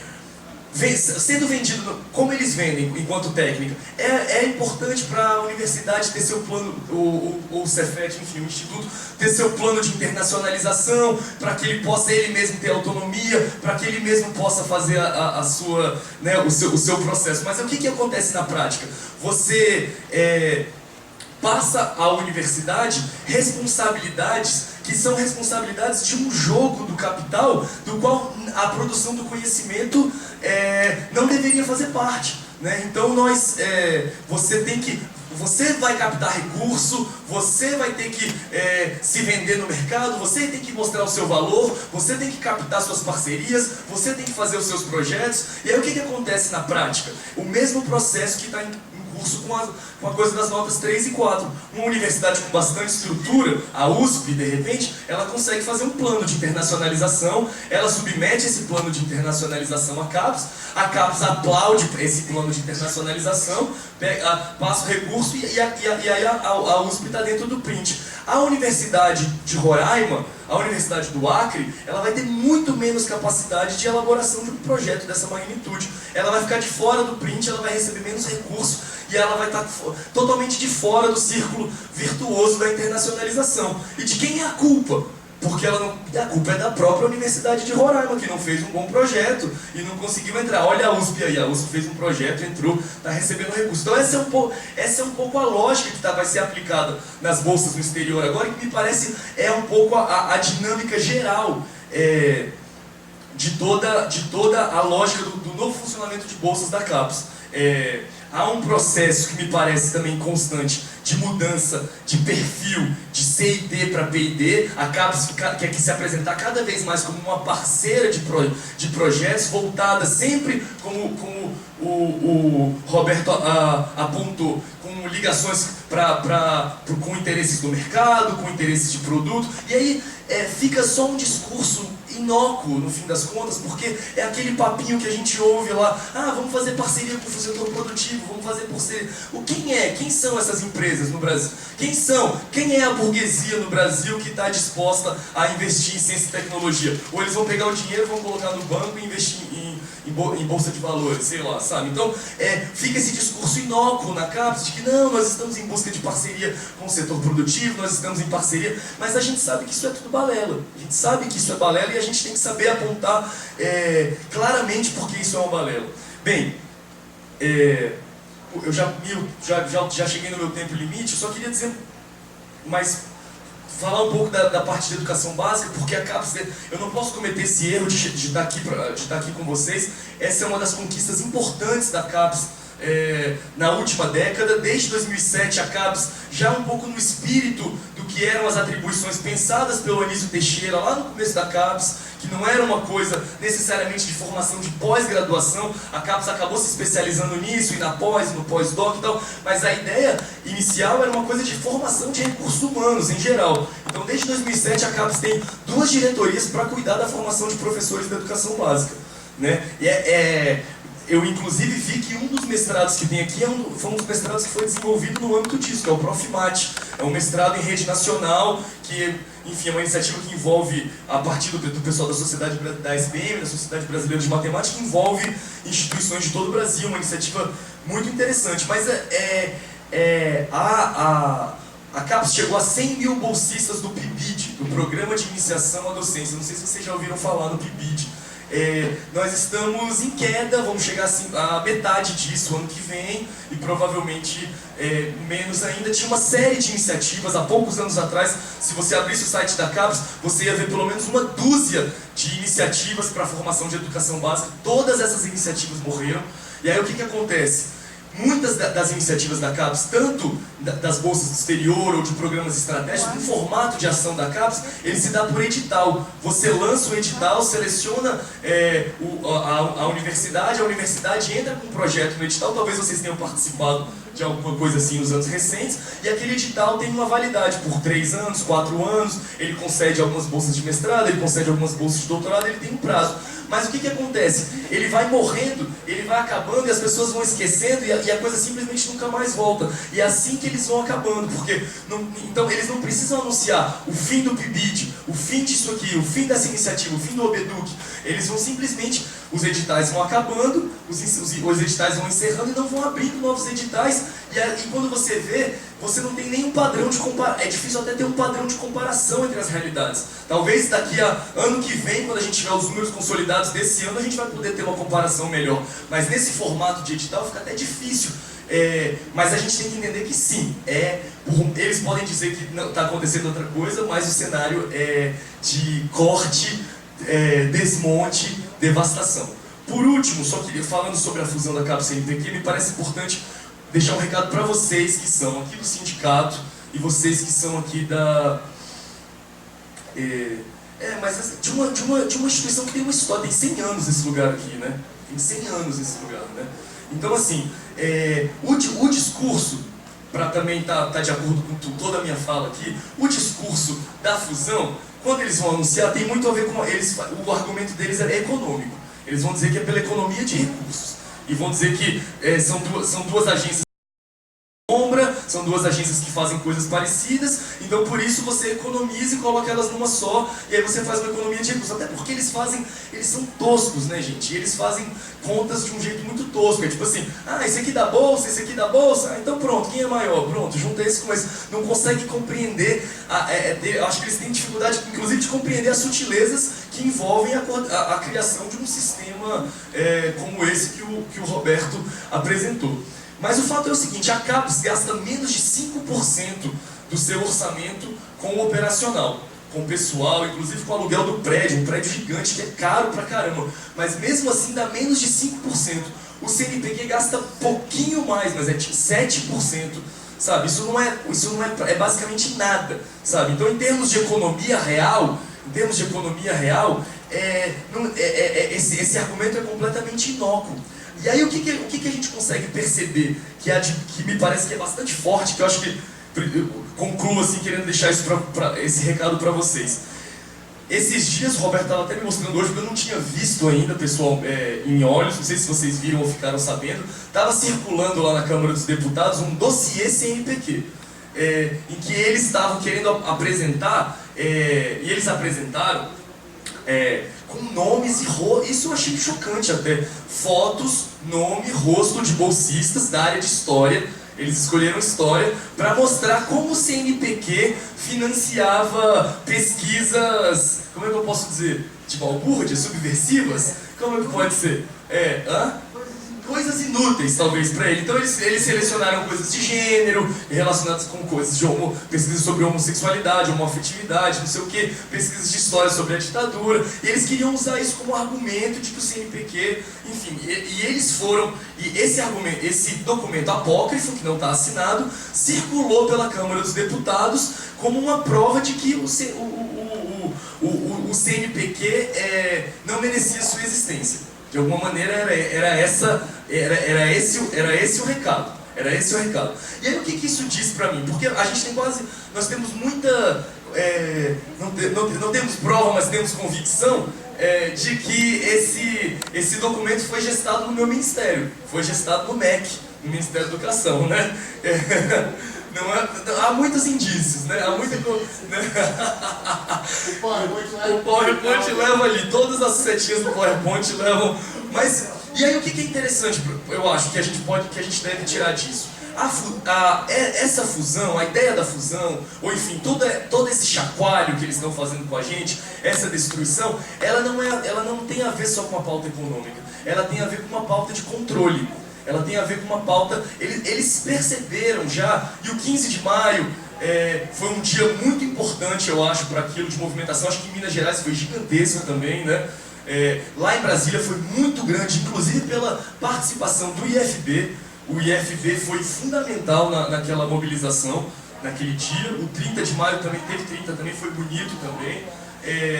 E eu acho que logo eles perceberam que é isso, que fazer ciência, que produzir conhecimento, que as universidades, elas são por natureza um espaço de liberdade. Elas são por natureza um espaço livre, ou pelo menos um espaço e que é difícil controlar. Então assim, e a CAPES, historicamente, está permeada por vocês, assim. Tem conselho superior, tem conselho técnico-científico da educação superior, tem conselho técnico-científico da educação básica, e um dos motivos da fusão é eles acabarem com isso, eles acabarem com a possibilidade das universidades, dos institutos, terem voz lá dentro, terem alguma voz lá dentro. Então, muito mais do que o discurso econômico, o fim da CAPES do CNPq está envolto sim com um discurso de controle. E a gente saber disso, se por um lado eu acho que nos assusta, por outro lado justamente mostra que nós temos força. Se a gente quiser bagunçar, a gente vai saber bagunçar. E eu acho que é aí que a gente tem que saber. Bem, a gente pode continuar poderíamos começar essa conversa por muito tempo, teria muitas outras coisas para falar, mas eu espero ter trazido um recado básico disso. O MEC e a CAPES vão vir cheio de argumentos técnicos, supostamente técnicos, para justificar o que é uma destruição. E nós temos que, talvez, jogando na mesma moeda deles, dizer que aquilo não tem nada de técnico e saber, assim, apresentar o nosso projeto. Beleza? Muito obrigado, gente. Desculpa pela passada do tempo. Agora eu passo a palavra para o meu... Todo mundo pegou o nosso manifestozinho, tem alguns números interessantes aqui. A previsão é de menos 22, mesmo com o aporte anunciado, é aquilo que eu falei, eles tiram 10, oferecem 3 e fazem a propaganda com 3, né? Então, mesmo com o que eles já ofereceram a mais, teoricamente, ainda são, proporcionalmente, menos 22 mil bolsas no sistema ano que vem. 22 mil bolsas. Vamos ver o que a gente vai sentir isso na prática ano que vem, né? Vivendo, eu acho. Bem, Ricardo. Eu vou pedir licença para sentar ali.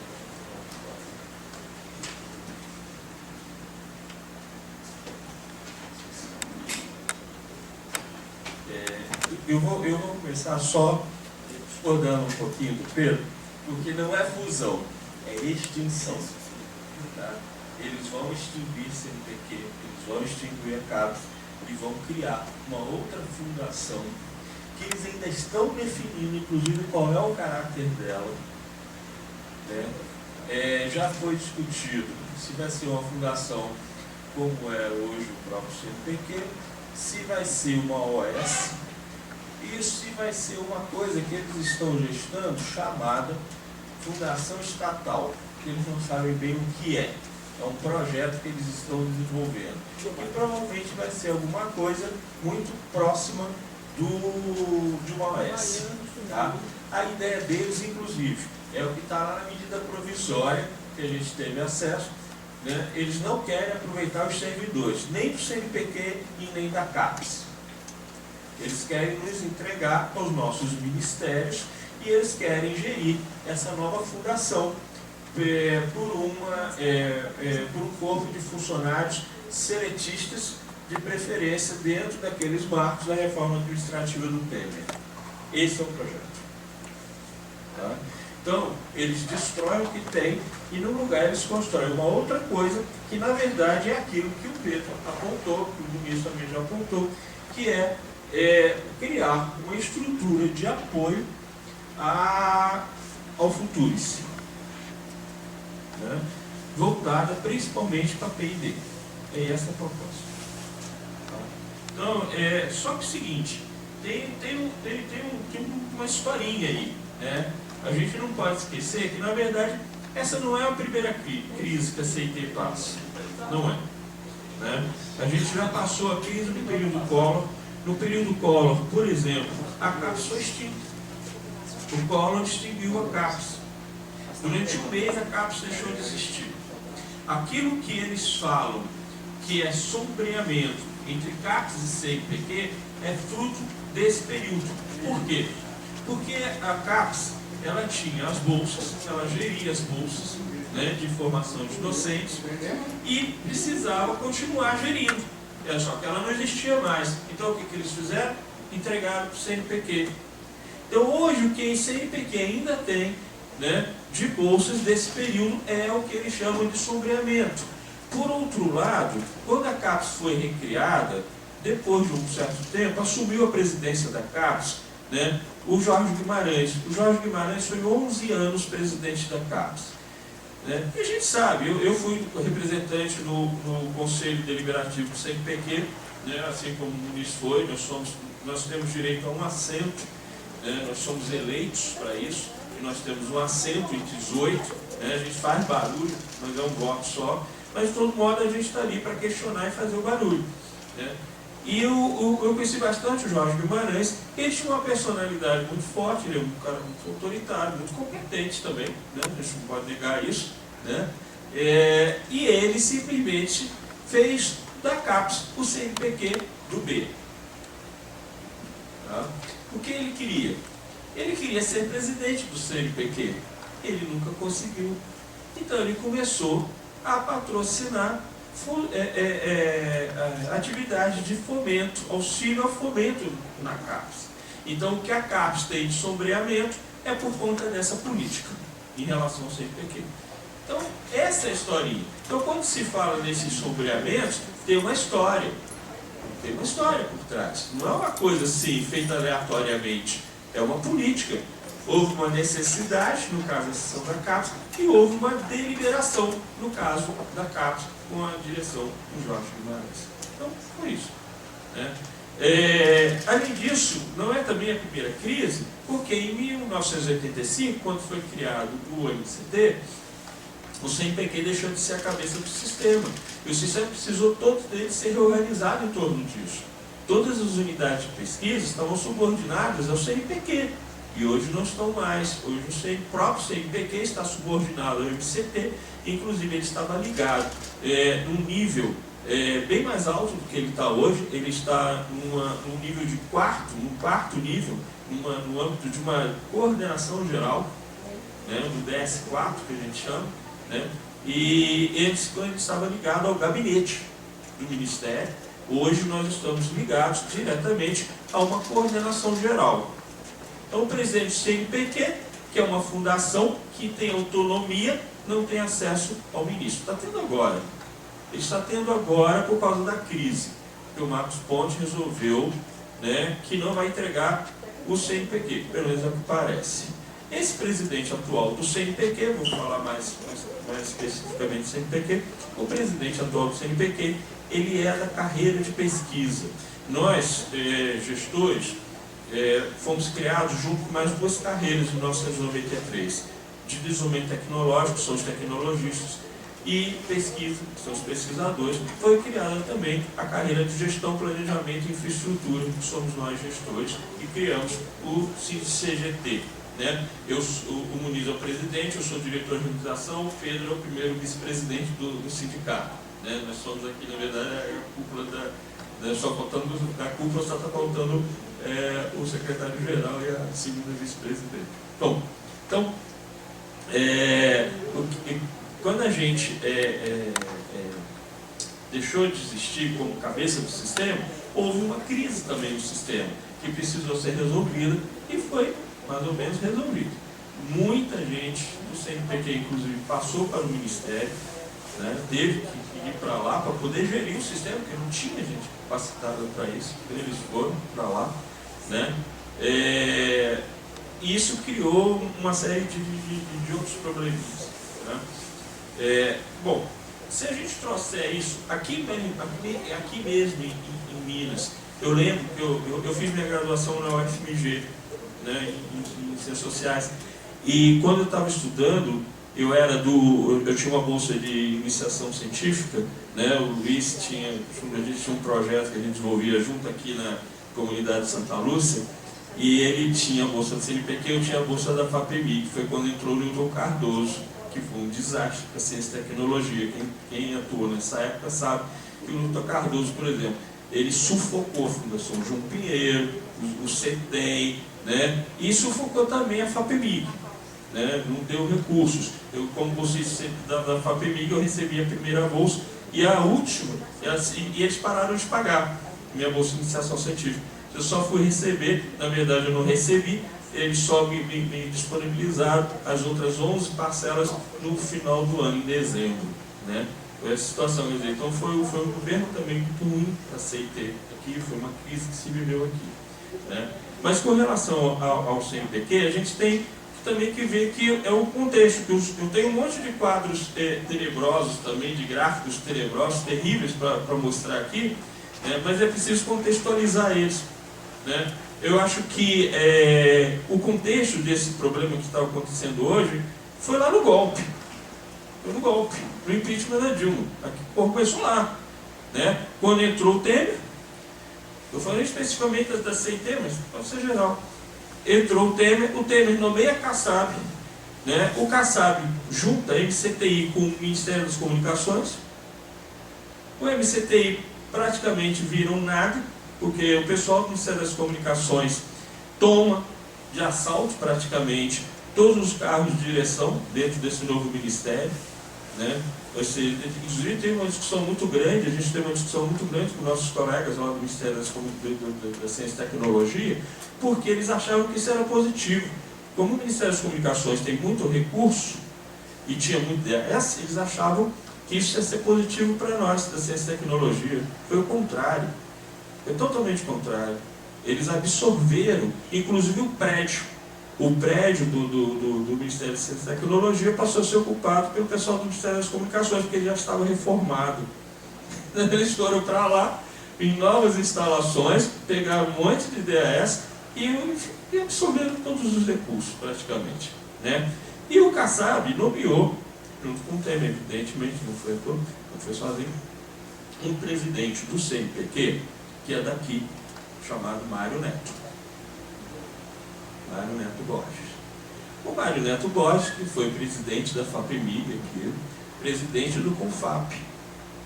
O Mário Neto Borges, ele foi presidente do CNPq quando eu era o presidente da ASCOM, né? Eu estava na presidência da ASCOM. E eu, junto com o nosso representante do Conselho Deliberativo, pedimos uma audiência com ele, né? E ele foi capaz, nessa conversa, de dizer: nós brasileiros somos todos, devemos ser todos, pelo Estado mínimo.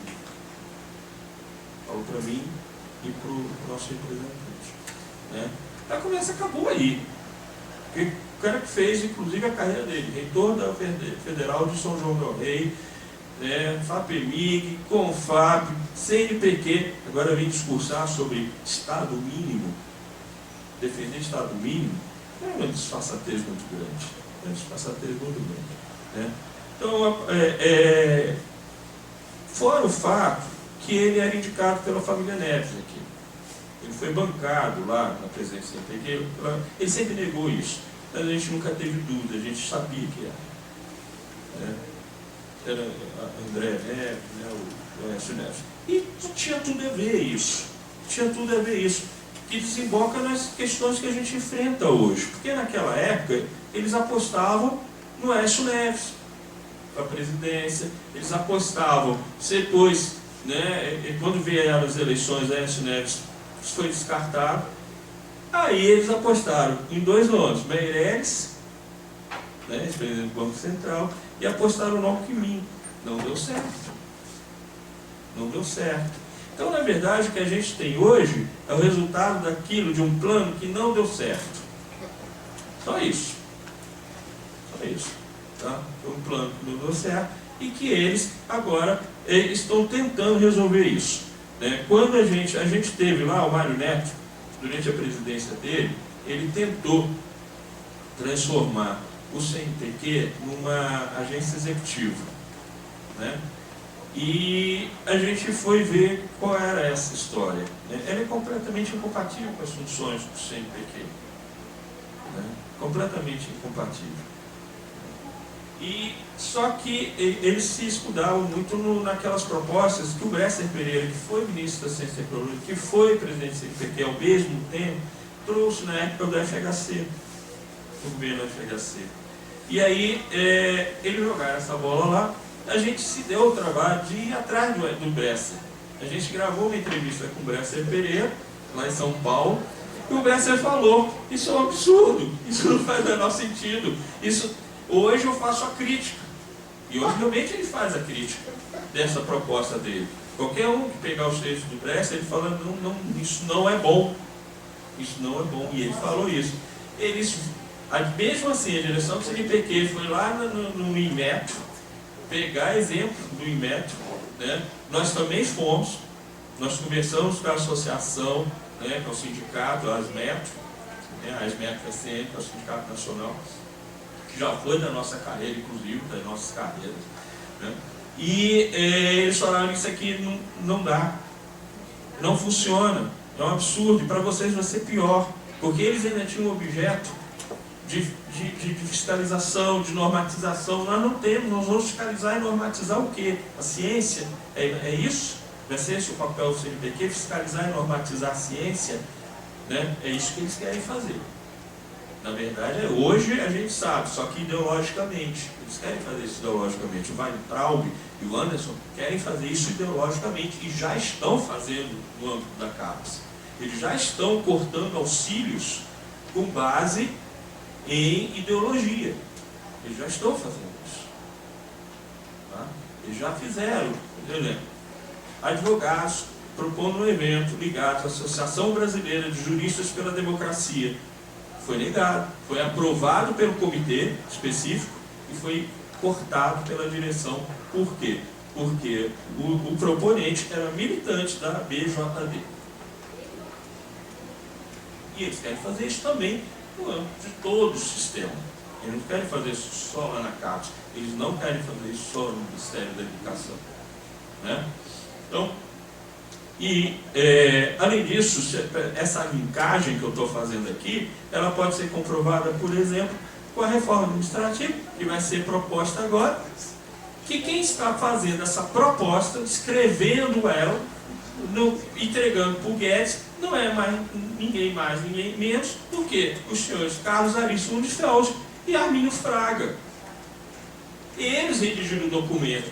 Nós tivemos acesso, nós fomos a um debate que teve no escritório de advocacia lá em Brasília, que trouxeram Carlos Arisson de São Paulo, nós fomos, eu e o Luiz fomos, e que ele disse com todas as letras que eles querem realmente reduzir o número de servidores públicos, eles querem realmente reduzir o serviço público do jeito que for. Eles vão endurecer de tal modo as regras que eles querem reduzir pelo menos pela metade o que eles têm hoje. Essa é a proposta. E eles estão documentando. Então, tudo que eles vão fazer em termos de extinção de carreiras, que vai vir agora, está tudo documentado. Está tudo documentado. Nós temos, eu posso até passar, vou mandar para você, né, eu tenho um documento, né, com as propostas, que na verdade é a diretriz disso, da proposta que vai ser executada pelo governo Bolsonaro através do PES, né? Bom, basicamente é isso. Eu vou mostrar agora alguns quadros, vou falar sobre eles, né? Eu vou falar mais uma coisa, tem um detalhe. A gente soube essa semana, ontem, né, que as publicações apoiadas pelo CNPq tiveram um corte violentíssimo, CNPq e CAPES, na verdade. São revistas científicas. O ministro falou aqui que só existe ciência que é publicada. Você só é cientista se você publica. Então, se você não tem onde publicar, complicou, né? Pois bem, o CNPq lançou agora o resultado do seu edital de publicações. Apoiou 50 publicações. Um detalhe, na área de humanas só 2 revistas. Tá? 50 publicações, um aporte de R$1,5 milhão somente. Se vocês terem uma ideia, o ano passado, que foi ruim, porque desde 2015 a gente está numa curva descendente em tudo, em 2015 nós tivemos um aporte de R$1.900.000, ou seja, nós agora estamos colocando menos da metade. Nós tivemos 196 publicações apoiadas, hoje são 50. Só para vocês terem uma ideia do que está acontecendo. Mas vamos lá.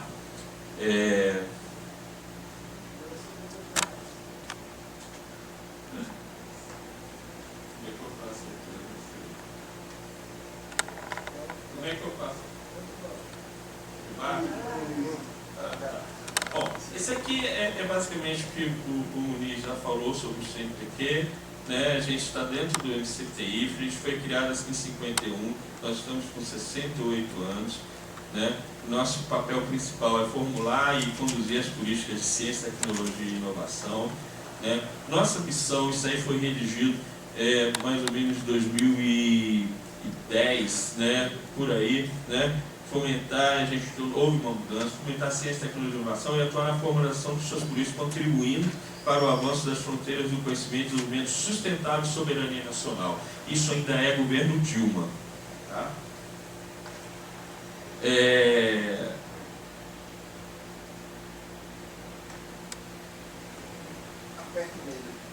Apertar o quê? É aqui com a tecnologia que ela ativa e desativa.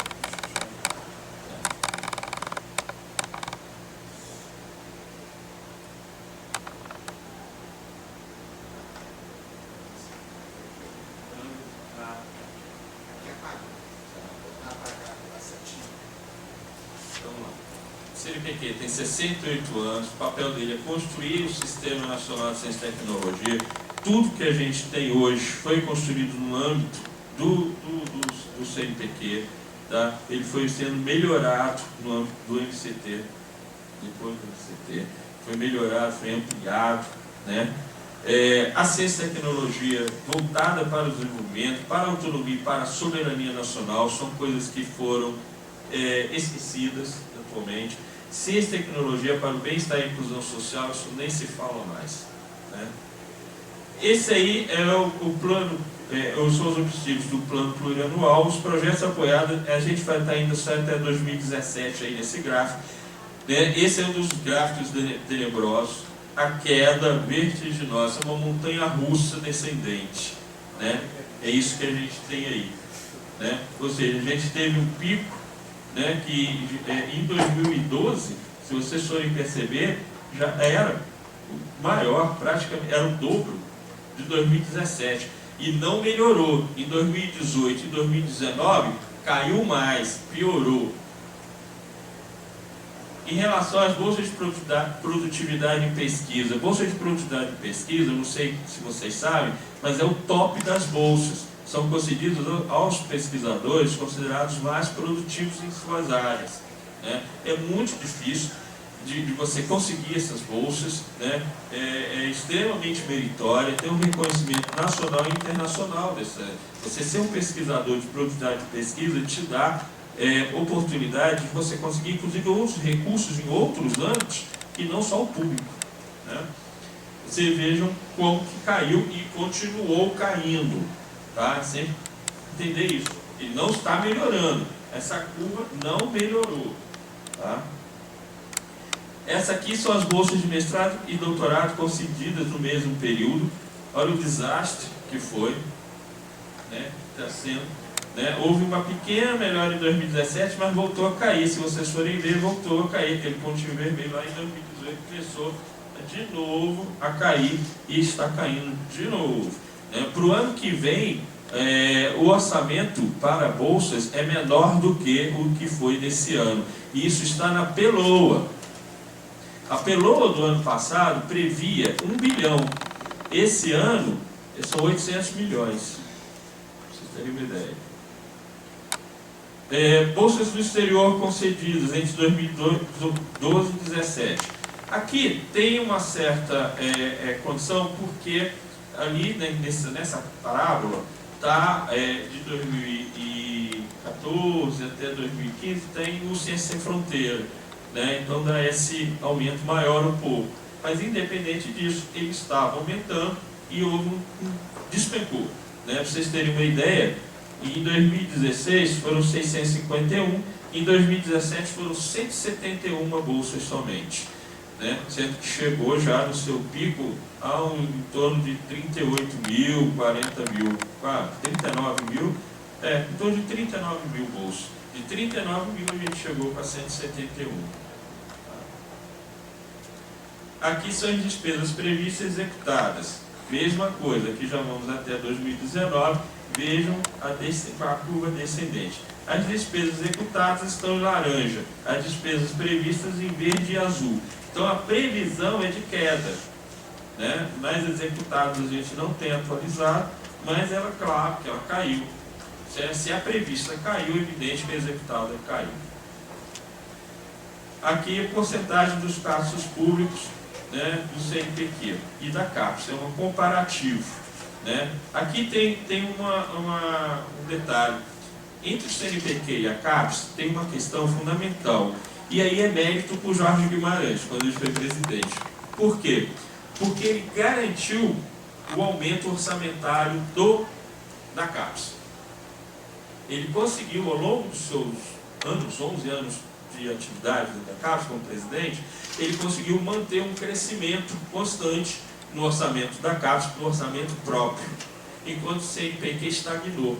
O CNPq estagnou e passou a viver dos fundos setoriais, que a FINEP repassava. Esse foi o problema, e esse é o principal problema hoje que o CNPq enfrenta, porque nós temos o orçamento rebaixado e temos a possibilidade muito grande do FNDCT deixar de existir. Então o CNPq está lascado. Aqui a execução orçamentária de 2002 a 2019 só de fonte própria. Você veja que mesmo sendo de fonte própria, o máximo que a gente conseguiu foi 1 bilhão e 400 em 2015. Depois foi só descendo em 2019, está bem baixo, está abaixo de 1 bilhão, está em torno de 800 milhões, que é a previsão para o ano que vem. Tá?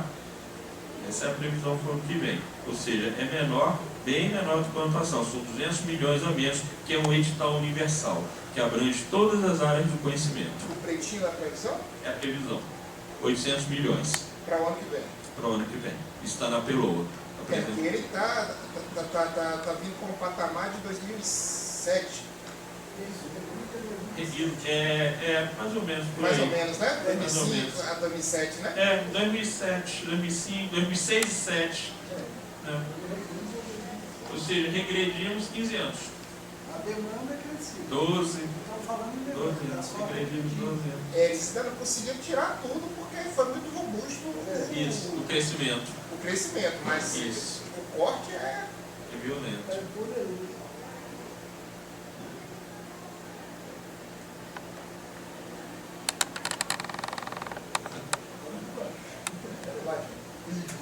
Né? Esse aqui são os dispêndios de 2018, aquilo que o Muniz estava falando. O pessoal fala que as humanas são privilegiadas, isso é uma mentira. Na verdade, nós temos muitos grupos de pesquisa na área de humanidades.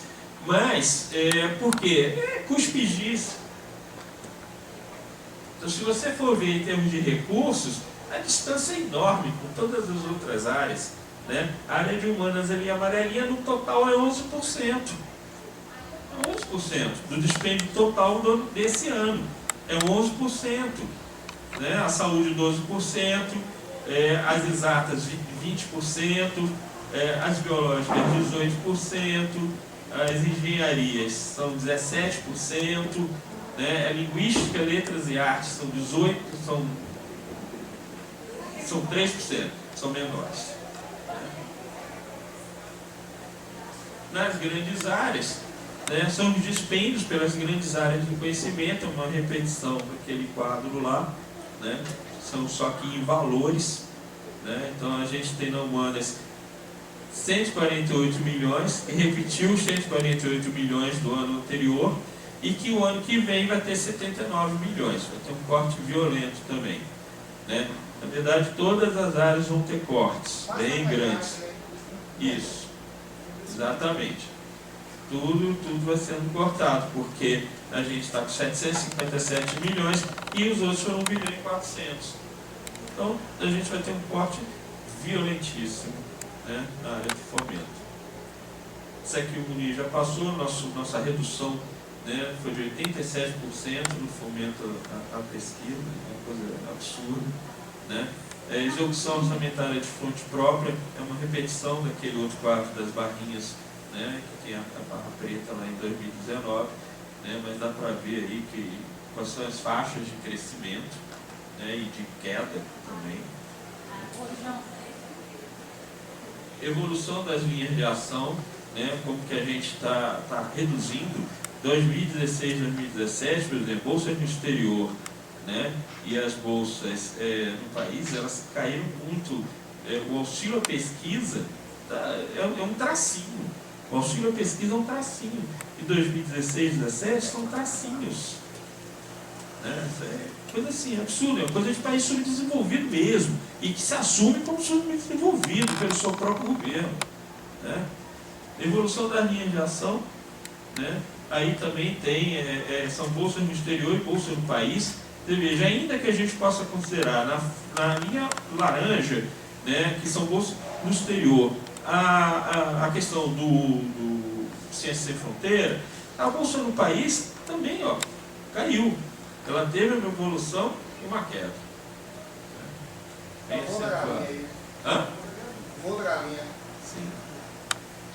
Ai, Aqui é a mesma coisa, o número de beneficiários esportivos de bolsa caiu também, violentamente. Esse é um dado interessante porque a gente compra muito de bolsa, mas esquece que às vezes no mesma bolsa pode estar reduzindo mais de um. Às vezes fica 6 meses aí. Exatamente. Então quando você olha ali e compara com aquilo lá, a queda aqui é maior. Mais gente deixou de ser beneficiária. Além de reduzir, ainda reduziu o número de pessoas que passam isso aqui. Você vê como é que a queda lá é impressionante, as bolsas do país. Eu mesmo, eu já trabalhei, logo que eu me graduei, eu tive bolsa recém-graduado, que é uma modalidade que não tem mais, e eu dividi essa bolsa com uma amiga, e nós trabalhamos num projeto de pesquisa na Faculdade de Ciência Econômica, na FAS. Então eu trabalhei na metade do projeto e ela veio, eu passei a bolsa para ela, ela assumiu e executou o projeto, acompanhou o projeto até o final. Né? Então isso aqui é bolsas por beneficiário, mostra bem isso, como que as pessoas não estão tendo bolsas para poder fazer pesquisa, agir. Né? Evolução do número de doutores e mestres, né? Apesar de tudo, continua evoluindo, só que são pessoas que não vão ter recursos para poder se desenvolver. Essa semana o IBGE, semana que passou, não sei se vocês viram, o IBGE lançou uma pesquisa que mostrava que o número de graduados desempregados nos últimos 3 anos duplicou. Vocês chegaram a ver isso? Ela duplicou. O IBGE foi pesquisa do IBGE, lançou essa semana que passou. Né? Então hoje nós temos, em relação aos 3 anos anteriores, o dobro de indivíduos que são graduados e não têm emprego, né? estão desempregados. Na pós-graduação não é diferente, não pode ser, vai replicar, isso é um processo social. Né? Isso acontece em todas as faixas, em todas as esferas. Crescimento de mestres e doutores por bolsa de pesquisa, né? Na verdade que a gente tem uma queda, né, absurda entre 2014 e 2016, né? vai só caindo, né? A relação cai absurdamente, por incrível que pareça, a bolsa PQ, que já é dificílimo de você conseguir, porque é um sistema que quem está não sai. Então, quem não está não entra se não houver aumento do número de bolsas. Então, hoje nós estamos vivendo uma situação que há muito tempo não se vivia. Quem está vai ter que sair. Os comitês assessores vão ter que cortar bolsas PQ, porque não vai ter recurso para a bolsa PQ. Então, as pessoas que estão em fase de renovação, né, porque elas são renovadas por períodos, que estão em fase de renovação vão perder, os comitês, as áreas vão perder bolsas, obrigatoriamente. E não é porque querem, é porque não vão ter bolsas para dar para as pessoas. Vão ter que escolher entre o fulano, beltrano e cicrano. Ainda que eles estejam no mesmo nível de produção acadêmica, eles vão ter que escolher. Não vai ter bolsa. É isso. Nossa posição, que nós temos defendido ao longo de todos os debates que a gente tem ido, né? O ministro tem viajado bastante como presidente do sindicato, nós conseguimos no Congresso Federal 6 audiências públicas, nós participamos de 6 audiências públicas, 4 foram articuladas por nós. Na Câmara Legislativa de Brasília, nós conseguimos uma audiência pública e nós estamos defendendo uma questão muito simples, muito básica e muito essencial. Ciência e educação é uma questão de soberania. Nós estamos abrindo mão de nossa soberania. É isso que está acontecendo nesse país. Sob auspícios, não de uma conjuntura desfavorável. Não é isso. É de uma política de governo. Esse é o problema. Obrigado.